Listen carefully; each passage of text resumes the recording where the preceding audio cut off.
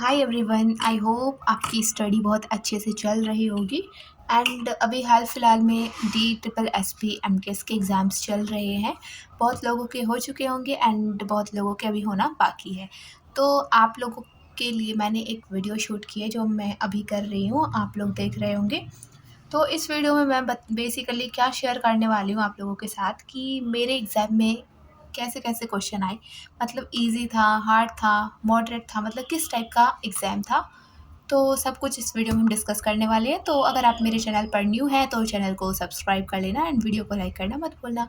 So without wasting any time we are going to start.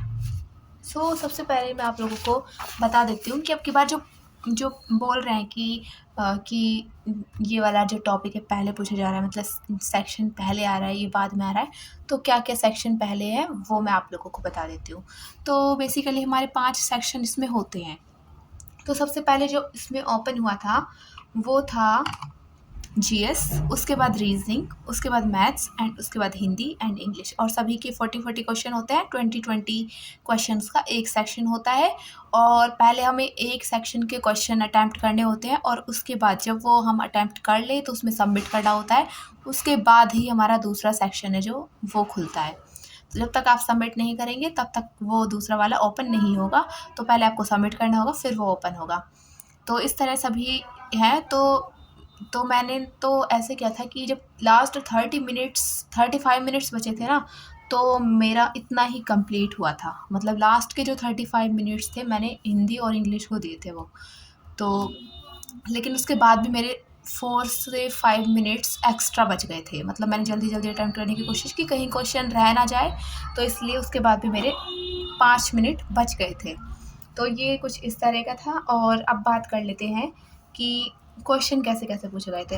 और बहुत सारे लोग फिर क्वेश्चन करेंगे कि जो कि पेन पेपर क्या क्या लेके जाना है, क्या नहीं लेके जाना। तो वो मैं आप लोगों को बता देती हूँ कि आपको अपना एडमिट कार्ड लेके जाना है, जो उसका फर्स्ट पेज होता है वो, एंड उसके साथ आपका आधार कार्ड लेके जाना है या फिर कोई भी आईडी प्रूफ।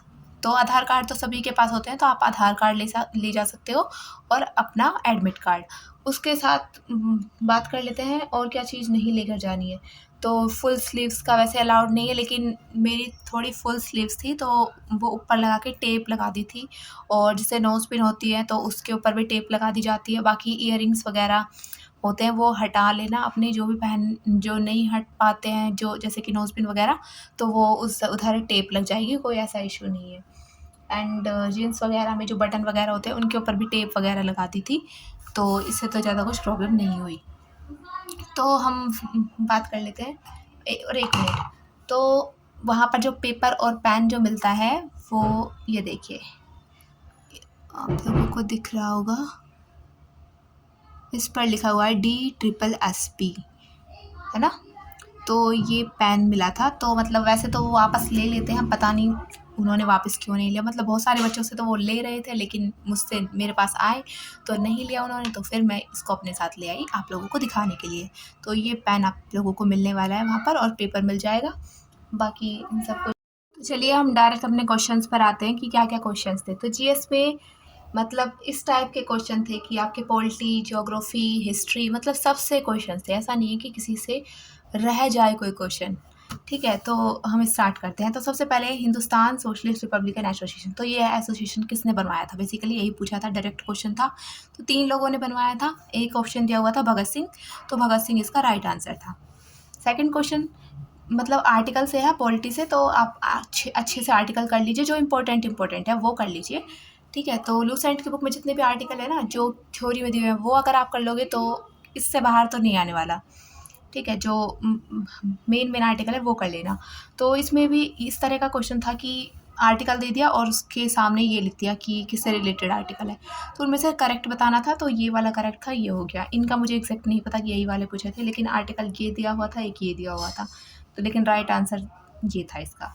उसके बाद था हड़प्पा सभ्यता में जो मोहनजोदड़ो है, उसमें जल निकास से रिलेटेड था। जल निकास होता है तो वो कहाँ से होकर जाता है, उससे रिलेटेड ऐसा क्वेश्चन था। तो ढकी हुई उसमें नालियाँ थी, उससे रिलेटेड। ठीक है, तो उसके बाद बिरसा मुंडा का जो जनजातीय आंदोलन था, तो वो किससे रिलेटेड था। ठीक है, तो इसका जमींदारी हो गया। उसके बाद यूनेस्को का महानिदेशक, तो ये दिसंबर 2025 का क्वेश्चन है।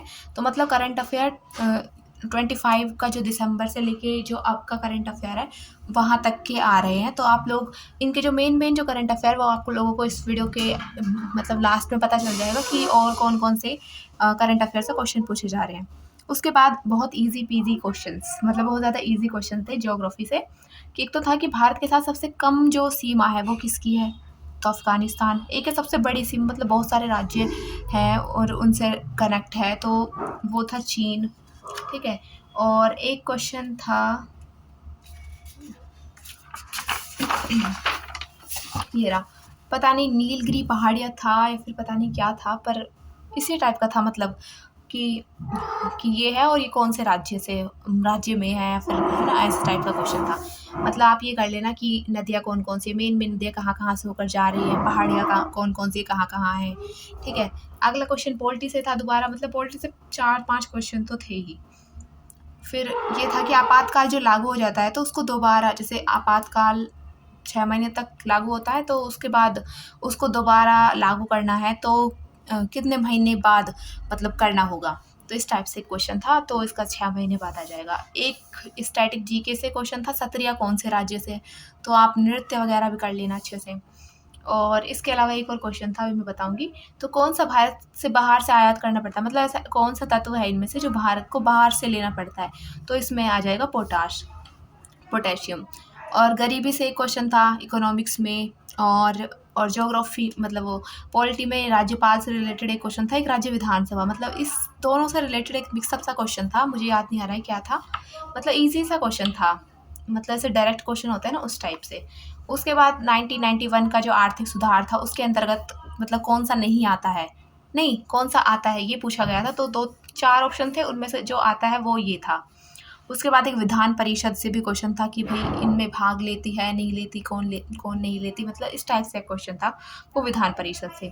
एक राष्ट्रपति का ये था कि राष्ट्रपति अगर कोई विधेयक को पारित कर देता है या फिर कोई कानून पर, मतलब ऐसे टाइप का था, तो उसके बाद भी क्या उसे डायरेक्ट कानून बना दिया जाता है या फिर संसद में भेज दिया जाता है या फिर क्या किया जाता है, तो इस तरह से क्वेश्चन था, मतलब ये थोड़ा डीप क्वेश्चन था।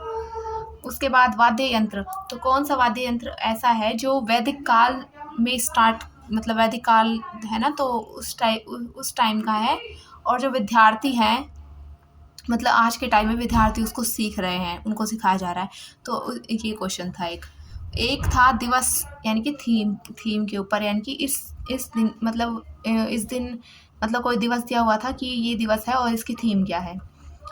कि सूर्य मतलब कारण पूछा था किसी चीज़ का, इसका कारण क्या है, कि सूरज है या फिर पृथ्वी का घूर्णन है, परिक्रमण है, मतलब इससे रिलेटेड एक क्वेश्चन था।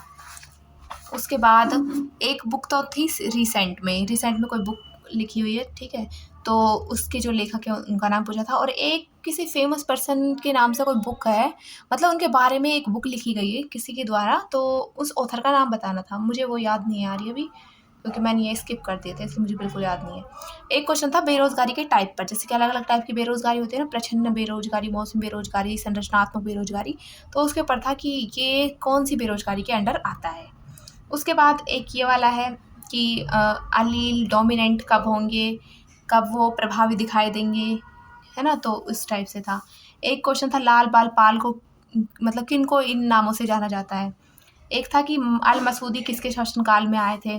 उसके बाद करंट अफेयर से 6 से 8 क्वेश्चंस पूछे गए थे, जिनमें अपॉइंटमेंट से थे, स्पोर्ट्स से थे, और स्पोर्ट के किस तरह के क्वेश्चन थे जो कि हाल फिलहाल में हुए हैं, मतलब 6 से 7 महीने तक के पुराने, इस टाइप के क्वेश्चन थे, और कौन सा कहाँ पर आयोजित हुआ है, तो इस तरह के क्वेश्चन थे।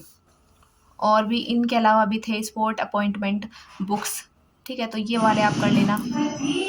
उसके बाद फिजिक्स में दाब से रिलेटेड एक क्वेश्चन था, उसमें ऑप्शन में दिए हुए थे दाब, बल, इस टाइप के क्वेश्चन थे, ठीक है। तो ये तो हो गए जीएस के, और क्वेश्चन मुझे याद नहीं आ रहे हैं, अगर याद आएंगे तो मैं इसी वीडियो के कैप्शन में डाल दूंगी, कैप्शन में नहीं सॉरी, इसके जो कमेंट सेक्शन है उसमें पिन कर दूंगी अगर मुझे याद आएंगे तो। उसके बाद रीजनिंग के बहुत इजी क्वेश्चन थे, बहुत ज़्यादा इजी, मतलब कोई भी अच्छे से सॉल्व कर लेगा अगर वो रीजनिंग हल्की फुल्की भी किसी को रीजनिंग आती है ना, तो वो इजीली सॉल्व कर लेगा। मैथ के 5 से 6 क्वेश्चन ऐसे होंगे जो कि टफ कैटेगरी में आते हैं, बाकी तो बहुत ही ज़्यादा इजी थे। एंड हिंदी में तो एक क्वेश्चन मैंने स्किप किया था, बाकी बहुत ही आसान थे। मतलब इस टाइप के थे कि राम ब्लैंक खाना खाया, तो इसमें क्या आएगा, मे ने को क्या आएगा, तो राम ने, तो नहीं आ जाएगा। इस टाइप के 2-3 क्वेश्चन तो बहुत ही ईज़ी आए थे। तो उसके बाद इंग्लिश में भी मतलब पीक्यूआरएस भी थे और पैराग्राफ थे 2, जो कि सेकंड सेक्शन था ना जो, उसमें थे। फर्स्ट वाले में तो नहीं थे पैराग्राफ, और उस सेकंड वाले सेक्शन में ही आपको एक पैराग्राफ मिलेगा, उसमें फिल इन द ब्लैंक्स दिए हुए हैं कि इसमें क्या आना चाहिए। तो वो पास्ट से रिलेटेड एक आया था कि मतलब उसमें पास्ट की ही फॉर्म लग रही थी ज़्यादातर, तो वो था। तो इस तरह का कुछ था, और एंटो साइनो एंटो भी आए थे, और एक क्वेश्चन आया था कि अबेंडेंट का अपोजिट पूछा हुआ था, तो स्कार्स आ जाएगा उसका। तो एक क्वेश्चन ये था, और तो मुझे इतने ज़्यादा याद नहीं है। और बाकी रीजनिंग के क्वेश्चन अभी आप लोग स्क्रीन पर देख रहे होंगे, तो ये रीजनिंग के क्वेश्चन पूछे गए थे। तो रीजनिंग के आप लोग देख पा रहे हो, ये वाले क्वेश्चन रीजनिंग के थे, मतलब इतने ज़्यादा इजी इजी क्वेश्चन पूछे गए थे, बहुत ज़्यादा। और मैथ्स के भी देखो, आप लोग देख पा रहे हो, ये वाले क्वेश्चन है मैथ्स के, तो बहुत आसान थे। बाकी कुछ एवरेज वगैरह से भी क्वेश्चन आए थे, तो अलग अलग टॉपिक से थे वैसे, लेकिन ईजी थे। 5 से 6 क्वेश्चन हार्ड की तरफ थे। तो अभी आप लोगों के सभी डाउट क्लियर हो चुके होंगे। अगर आपका कोई भी डाउट हो तो आप कमेंट सेक्शन में पूछ सकते हो। बाकी अगर आपको ये वीडियो इन्फॉर्मेटिव लगी हो तो वीडियो को लाइक कर देना, एंड चैनल को भी सब्सक्राइब कर लेना इसी तरह की इन्फॉर्मेटिव वीडियोज़ के लिए। बाकी आप लोग कमेंट्स में बताना कि आप किस किस एग्ज़ाम्स के लिए प्रिपरेशन कर रहे हो। Thanks for watching.